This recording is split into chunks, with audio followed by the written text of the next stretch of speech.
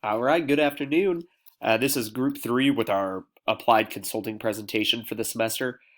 We were tasked with helping out with turnover remediation recommendations. So here are our recommendations that are backed up with some evidence from our group.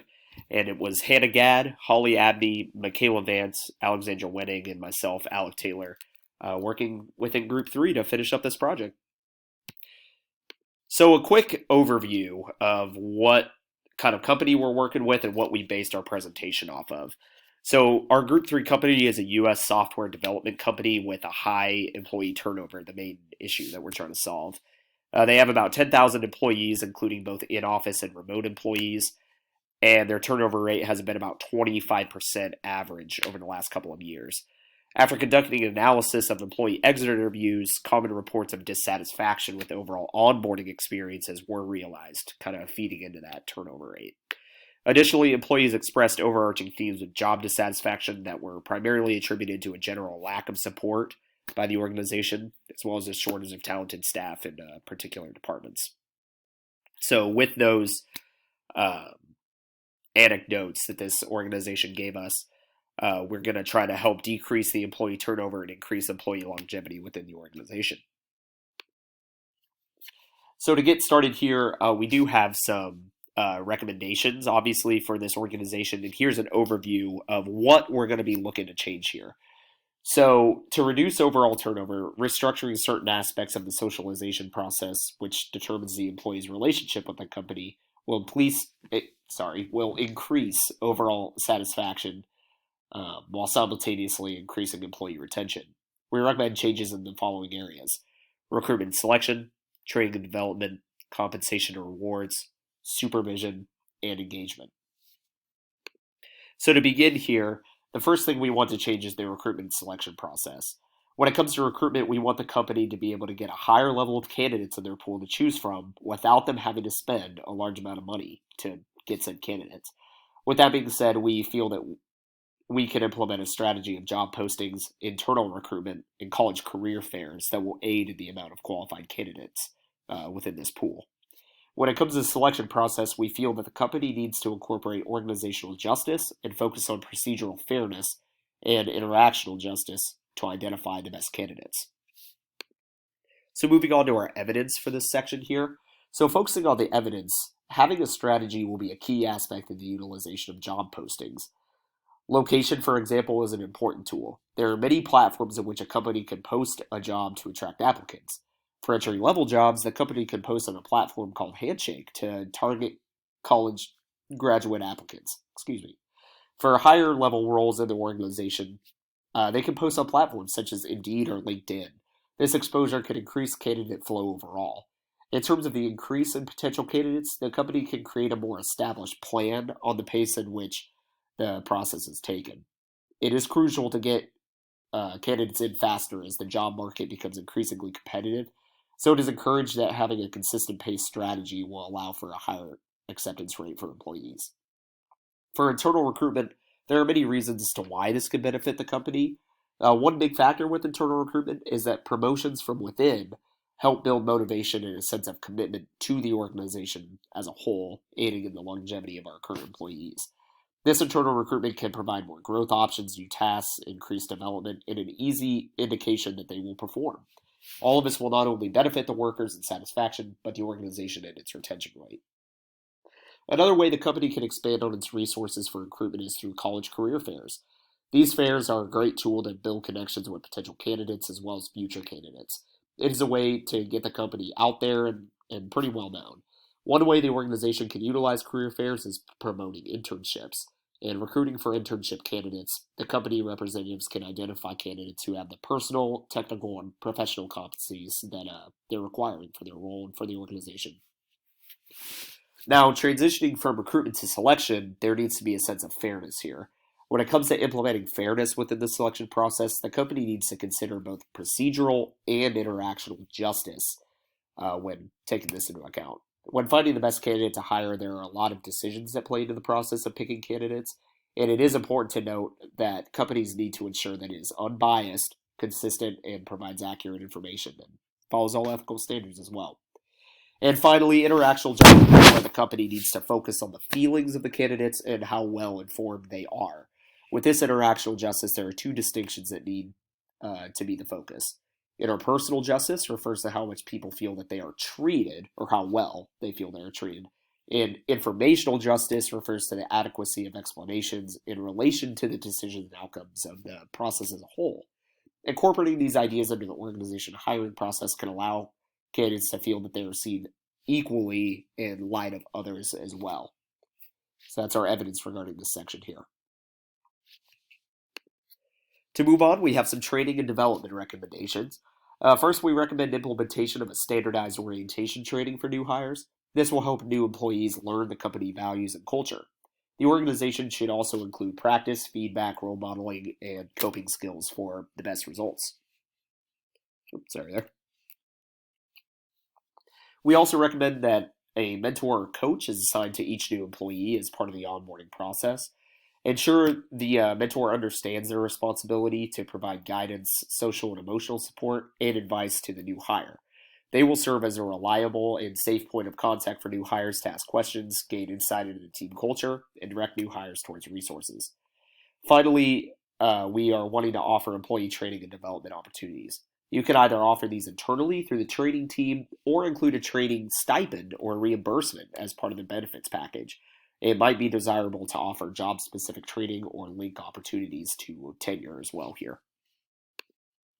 So our evidence for this: why create orientation training? Well, standardized orientation training to share company values and culture is a part of formal socialization, which determines the employee's relationship with the company. The research has found that the highest rate of turnover is in new hires, so it is important that formal socialization begins as soon as possible. Orientation training is also one of the 4 socialization resources that build psychological capital, according to Sachs and Grumman. So psychological capital such as self-efficacy, hope, optimism, and resiliency lead to employee commitment satisfaction, increased job performance, and retention. But how will a mentor help with employees' socialization here? Well, informal socialization is recommended via an assigned mentor relationship for employee development, support, and informal training. An informal mentorship will provide socialization through interaction, support, and advice, which also contribute to psychological capital. And finally, why offer employee training and development? Offering this training and development, or these opportunities, is recommended to reduce employee motivation to leave the organization, according to Allen. Also, it was found that employees who are encouraged in their development and career goals are less likely to express an intention of turnover. You can consider job-specific training and linking opportunities to tenure if you're concerned with making employees more marketable. Moving on, we've got some compensation and rewards recommendations as well. So we recommend implementing a fair reward systems, salaries, and benefits for the employees within this organization. This would include implementing systems to provide fairness and justice in the decisions made about pay and rewards. And also, we recommend providing individualized rewards through goals that are specific, challenging, and accepted among employees and management. Although cost may be an issue, we also recommend increasing wages and slash raises to increase in the organization so that their benefits is a more complete package for their employees. So let's get into the evidence regarding what we've presented here.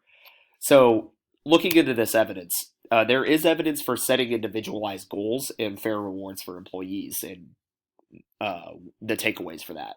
So employees that get rewarded are more likely to continue working with an organization, according to some research we've done. Additionally, employees can reward employers, my apologies, can reward employees for achieving goals as well. So according to goal setting theory, goals should be specific, challenging, and agreed upon by the employees and managers in order to get the most out of them. Using this theory, employees can become more motivated and put more effort into their work, considering they get the correct goals and agree upon them. Goals and rewards motivate their employees and increase job satisfaction. So systems regarding goals and rewards should focus on fairness and justice, because that is related to lower retention rates as well.